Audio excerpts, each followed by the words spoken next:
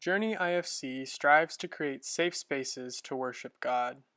Know that you are welcome just as you are, regardless of religious background or lack thereof, skin color, political affiliation, sexuality, age, culture, or any other label you own or society throws on you. You are welcomed and celebrated here just as you are.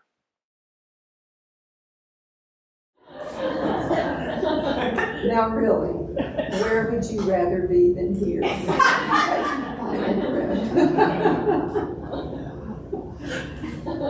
My name is Nathalie. I'm so glad to be back. And the reading today is from Genesis 4, 1 through 15. Now the man knew his wife Eve, and she conceived and bore Cain, saying, I have produced a man with the help of God. Next, she bore his brother Abel. Abel was a keeper of sheep, and Cain a tiller of the ground. In the course of time, Cain brought to God an offering of the fruit of the ground. And Abel, for his part, brought of the firstlings of his flock, their fat portions. And God had regard for Abel and his offering, but for Cain and his offering, God had no regard. So Cain was very angry, and his countenance fell. God said to Cain, Why are you angry, and why has your countenance fallen? If you do well, will you not be accepted? And if you do not do well, sin is lurking at the door. Its hunger is for you, but you must master it. Cain said to his brother Abel, Let us go out to the field. And when they were in the field, Cain rose up against his brother Abel and killed him. Then God said to Cain, Where is your brother Abel? And he said, I do not know. Am I my brother's keeper? And God said, What have you done? Listen, your brother's blood is crying out to me from the ground. And now you are cursed from the ground, which has opened its mouth to receive your brother's blood from your hand. When you till the ground, it will no longer yield to you its strength. You will be a fugitive and a wanderer on the earth. Cain said to God, My punishment is greater than I can bear. Today you have driven me away from the soil, and I will be hidden from your face. I will be a fugitive and a wanderer on the earth, and anyone who meets me may kill me. And then God said to him, Not so. Whoever kills Cain will suffer a sevenfold vengeance. And God put a mark on Cain so that no one who came upon him would kill him. I can't wait to hear what Jacob is going to do with this.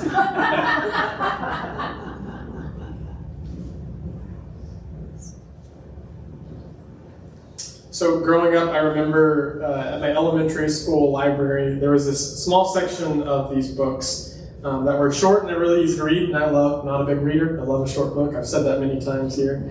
But each of these books featured a character, either Mr. something or Little Miss something. Pronouns here, they're a little frustrating, but we'll go with it.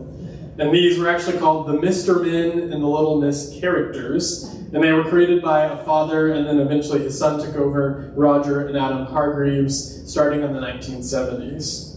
These books each had a simple character drawn with a particular shape and a particular color, and they all had some identifying characteristic of some sort. So there was Mr. Tickle and Little Miss Sunshine, Mr. Nosy, so forth. And I was talking to my mom this week, and she was asking what I'm going to talk about on Sunday, and told her about the theme of envy. And she actually suggested, she was like, do you remember those old books? You should look and see if there's one that can relate to this. And luckily we have Little Miss Jealous. I found it online. Little Miss Jealous is this spiky character that is pink, and she turns green when she starts envying the characteristics of another Mr. Man or Little Miss. That is, until the wizard comes and does some magic and makes Little Miss Jealous take on the characteristics she envies every time she gets jealous. She gets tiny when she envies Little Miss Tiny, and she grows a large bothersome nose when she envies Mr. Nosy. And ultimately, in this short story, Little Miss Jealous learns that it is better for her to be herself. She learns that the things that she envied in others are not always as great as she imagined they would be. And it would be nice if envy was this simple for us, if we could have a wizard wave some kind of magic wand and help us see the error in our ways, and help us see that it is best to be exactly who we are. However, we are not two-dimensional characters in a children's picture book. We are humans. So as we continue this Summer of Sin series, we're going to take on the next sin on the list of 7 deadly sins. Last week was pride, and now we're talking about envy. So what is envy? If you do a quick Google search, which I did last night, envy is a resentful longing aroused by someone else's possessions, qualities, or even luck, is what they say.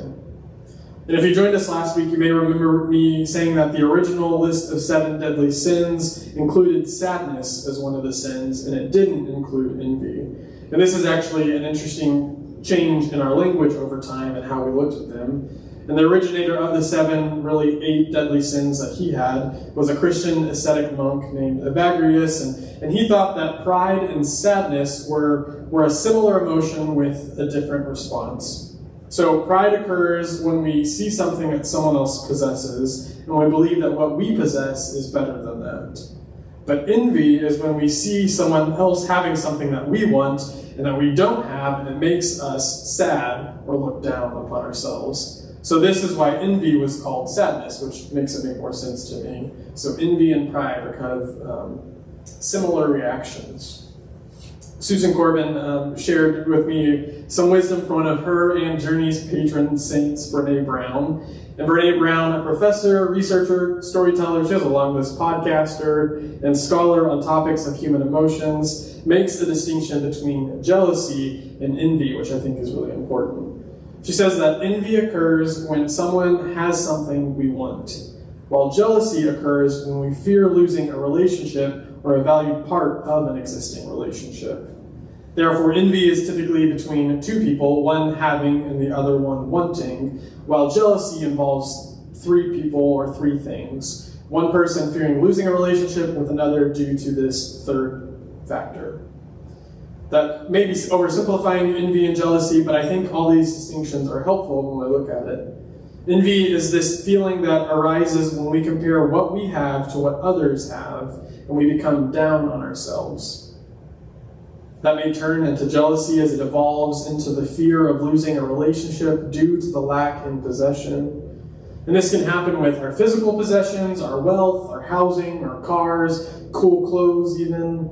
Or it can happen with relationships or social status, intelligence, talent, or even luck, as Google said. Envy or jealousy happens when we are not pleased with how our life is going, especially in comparison to the lives of others around us.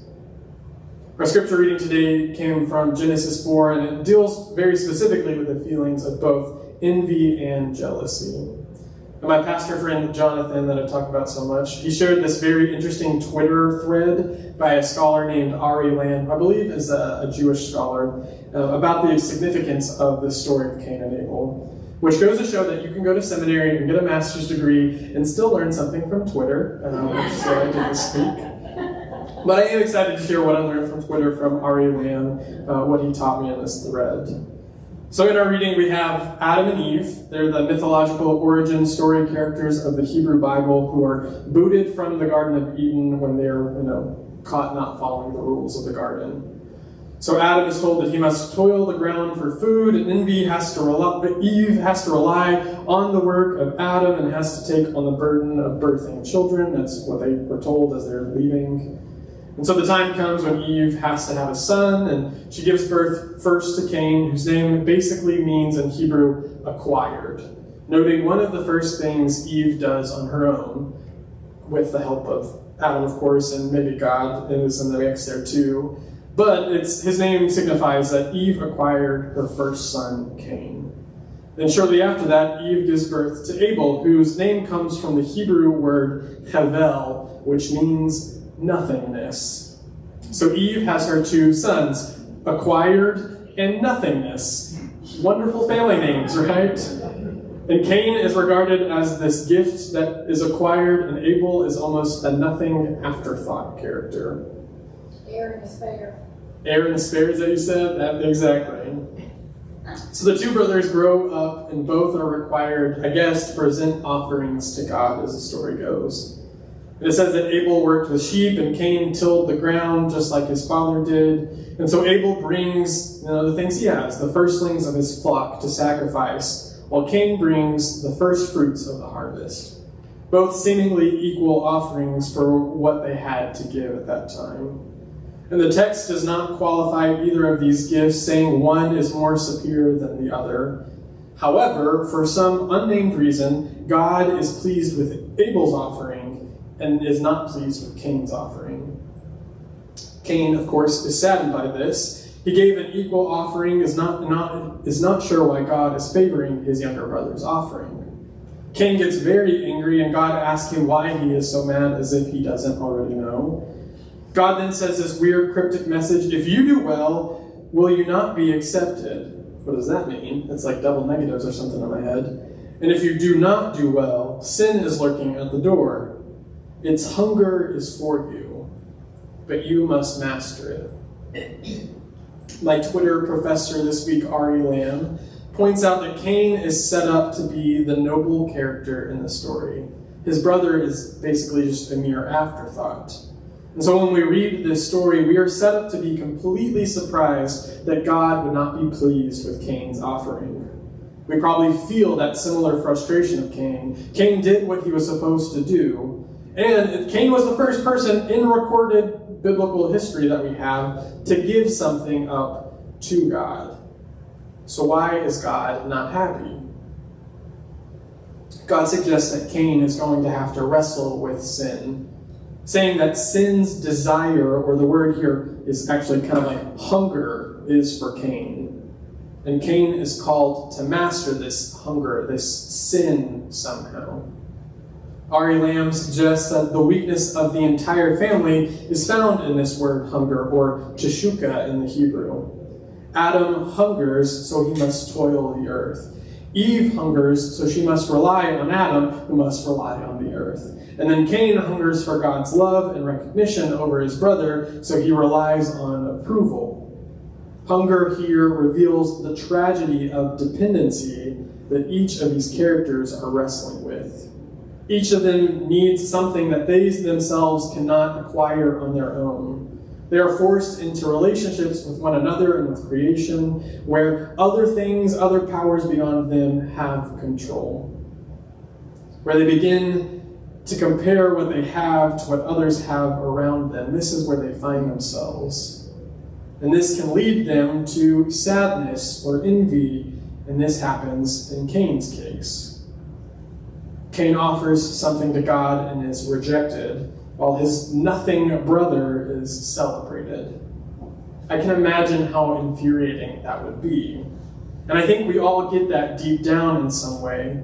We can look around us at the world and feel frustrated with the fact that other people have it easier than us. At least it seems that way, right? We may even ask God what we have done to deserve this. And in turn, we may have wondered what others have done to deserve the riches and wealth and prestige that they have. My counselor, who is like a wise guru, he's a great guy, Keith is his name. He once taught me that there are 3 types of business. There's my business, your business, and God's business. And unfortunately, there's only one of these realms of business that we can control or understand, and that is our own business. And we can busy ourselves up and worry ourselves to death if we get stuck trying to manage other people's and even God's business. But honestly, that work won't get us very far, and it will exhaust us and may even lead us to some unhealthy places. Cain is fully and able in God's business because he is feeling an injustice. And God is seemingly telling Cain that this is not his business to worry about. And in fact, Cain's struggle to see that will become his downfall. Cain is so caught up in why Abel's offering was accepted that he lets his envy for his brother lead him to anger and rage. And Cain takes the life of his own brother. He took on business that was not his, and it led him to murder. So Cain is punished to wander the earth with a mark on his head, signaling his faults, with no hope of being put out of his misery. Honestly, a terrible ending to what I think is a terrible story. Right. Right? Happy Sunday, right? Yeah. I've realized in reading about the 7 deadly sins, my research that I've done over the past couple of weeks, that I don't really care for this list. I don't really like it. And I struggle to call these sins even, especially when I put envy in the context of justice and social reform and health and economic inequality. How can people not want more for their lives, right? And I can see where Cain is coming from. I myself have felt envy when I look around and see the success of those around me and wonder why I cannot have the same things in my life. When I have tried my best to follow God, however that looks, and I still find myself falling short with things not lining up as I expected. It's easy to fall in that grass is greener mentality. What have other people done that makes them better than me? But I guess that's me getting out of my own business into other people's business, unfortunately. And I can see why this would be included in the list of things that can kill the soul. When we get caught up in the lives and successes of others, we fail to see the joy and abundance in our own lives. We lose track of what we have been blessed with when we long for what they have. And it's this endless cycle reminiscent of Cain wandering the earth forever, marked by God. We have a deep hunger within us, much like Adam and Eve and Cain, that makes us strive for more, to satisfy that endless hunger, to quench that unquenchable thirst. And God is saying to us, we will continue to hunger till we let go of our need to control the business of others, till we let go of the desire to compare our lives to the lives of others. The so-called sin of envy, if we want to call it that, reminds us how dependent we are on other people.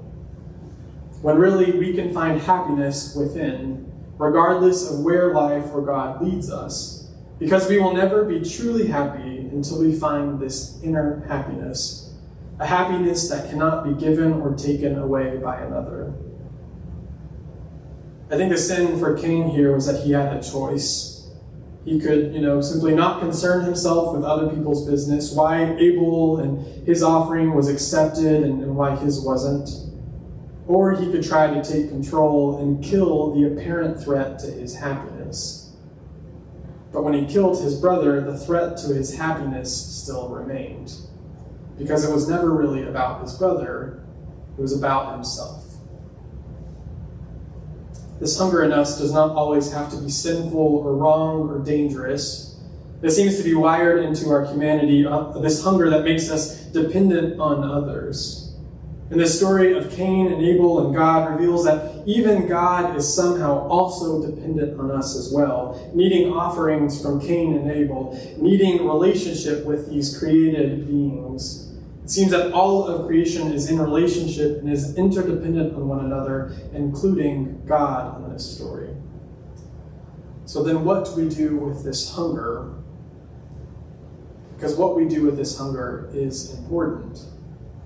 If we take that hunger and achieve and get a big head, we fall into the sin of pride. If we take that hunger and become angry or saddened by what others have received, we fall into the sin of envy. But maybe that hunger can lead us into connection. The virtue that is the so-called antidote to envy is kindness or charity. Taking our hunger and funneling that into caring for those around us. breaking down hierarchies that create inequalities and learning to care for everyone, knowing we are all going through our own crap, our own business, just like everyone else. Like little Miss Jealous learned, the grass is not always greener on the other side, but as the saying goes, it is greener where you water it. So where are we putting our energy? Are we worried about business beyond our control?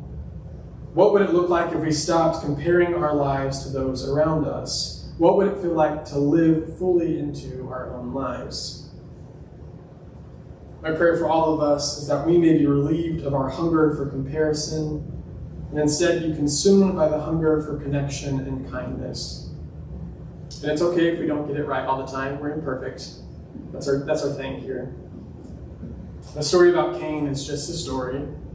God will not punish us forever if we feel envy rising in us, for the same hunger that we feel is found in God as well.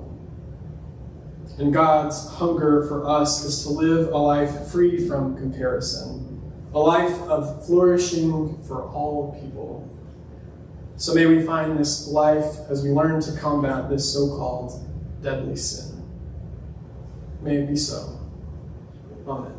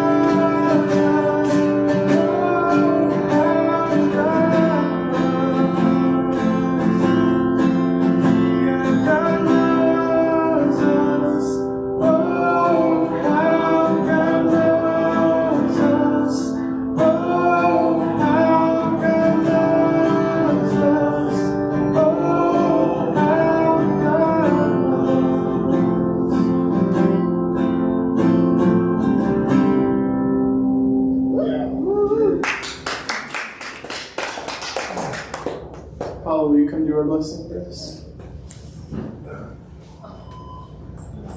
Our world is full of sin. whatever you conceive sin to be. That's all of us who have an idea, all of us who've studied the 7 deadly sins, and today being envy. Some of the problems we have are because of envy. We have a handle on that.